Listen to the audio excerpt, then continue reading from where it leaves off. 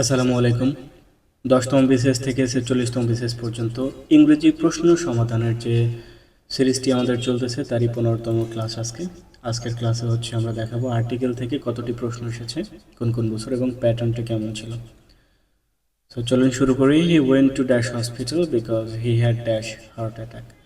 যেহেতু তার হার্ট অ্যাটাকের কারণে হসপিটালে গেছিল, স্কুল, কলেজ, হসপিটাল, মসজিদ, মন্দির এইসবে মেইন উদ্দেশ্যে গেলে কোনো ধরনের আর্টিকেল বসে না। ঠিক আছে, সো এই কারণে সরি এখানে হচ্ছে সি নয়, এখানে হবে ডি।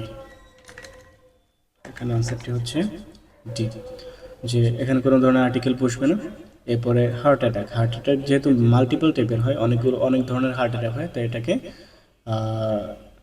কি করেছে, এটাকে হচ্ছে অনির্দিষ্টভাবে বোঝাতে এ বসেছে এটার আগে, যে he went to hospital because he had a heart attack. Okay, এরপরে স ওয়ানের আগে সবসময় এ বসে, যদি এরপর একটা নাউন থাকে, যে ম্যান আছে, এই যে ওয়ান আছে, তো এ হবে I saw a one at man when I was walking on the road.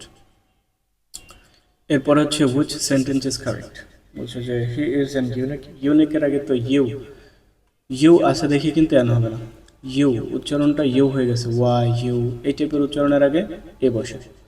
ওকে, তার মানে এখানে এ নাই, এটা কারেক্ট আনসার না। ইউনিকের আগে কখনো ভেরি বসে না, মোর, মোস্ট এগুলো বসে না, তার মানে এটা হচ্ছে আনসার ইউনিক।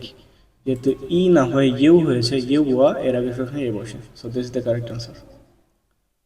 এখানে হচ্ছে রিজন দেওয়া আছে।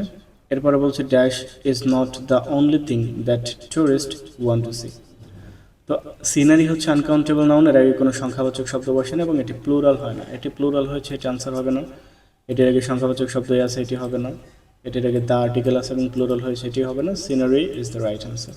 ওকে, the correct sentence of the following, এটার হচ্ছে নিচের কোনটা হচ্ছে সঠিক সেন্টেন্স।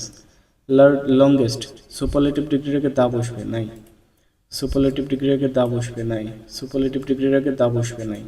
সো এখানে সুপারলেটিভ ডিগ্রির আগে দা আছে, so this is the correct answer. এই 5টি প্রশ্ন এসেছিল বিসিএসে আর্টিকেলের উপরে, 17তম বিসিএস, 24তম বিসিএস এবং হচ্ছে 37তম বিসিএস, 39তম বিসিএস। সো যে কটা বিসিএস এসেছে তেমন একটা ইম্পর্টেন্ট না। সবগুলো টপিক পড়ার পরে যদি আপনাদের হাতে সময় থাকে তখন আর্টিকেল নিয়ে ভাববেন এবং এইগুলোর উপরে প্রিপারেশন নেবেন। একদম ডিপে গিয়ে কোনো দরকার নেই, জাস্ট এই যে উপরে যেগুলো বেসিক জিনিস সেগুলো শুধু জাস্ট জেনে রাখবেন এবং প্র্যাকটিস করবেন। ঠিক আছে, এই টাইপের যত প্রশ্ন আছে সবগুলোকে প্র্যাকটিস করবেন। এই টাইপ ছাড়া যতগুলো প্রশ্ন আছে একটাও প্র্যাকটিস করার কোনো দরকার নেই।